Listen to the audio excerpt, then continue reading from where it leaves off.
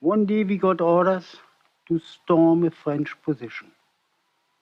We got in, and my comrades fell right and left of me, but then I was confronted by a French corporal, he with his bayonet at the ready, and I with my bayonet at the ready. For a moment, I felt the fear of death. And in a fraction of a second, I realized that he was after my life exactly as I was after his. I was quicker than he was. I tossed his rifle away and I ran my bayonet through his chest. He fell, put his hand on the place where I had hit him, and then I thrust again. Blood came out of his mouth and he died. I felt physically ill. I nearly vomited. My knees were shaking and I was quite frankly ashamed of myself. My comrades, I was a corporal there then, were absolutely undisturbed by what had happened.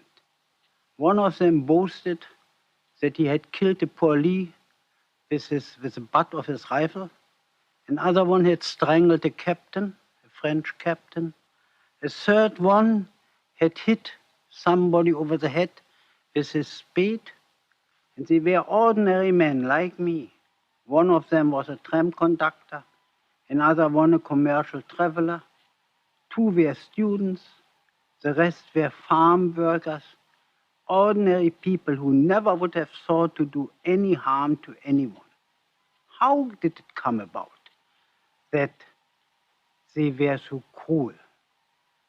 I remembered then that we were told that the good soldier kills without thinking of his adversary as a human being. The very moment he sees in him a fellow man, he is not a good soldier anymore. But I had in front of me the dead man, the dead French soldier, and how would I like him to have raised his hand?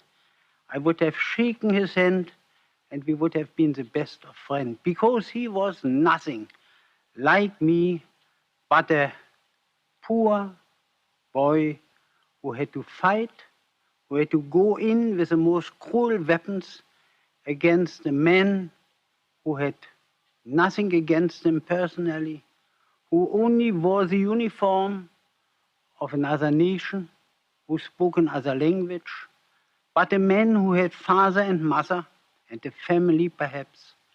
And so I felt. I woke up at night sometimes drenched in sweat because I saw the eyes of my fallen adversary, of the enemy, and I tried to convince myself what would have happened to me if I wouldn't have been quicker than he, what would have happened to me if I wouldn't have thrust my bayonet first into his belly. What was it that we soldiers stabbed each other, strangled each other, went for each other like mad dogs?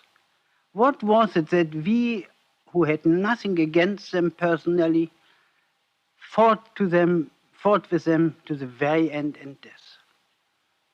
We were civilized people after all.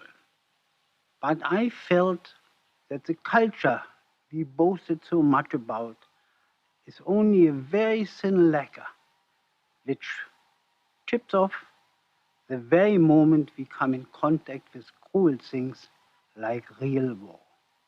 To fire at each other from a distance, to drop bombs is something impersonal.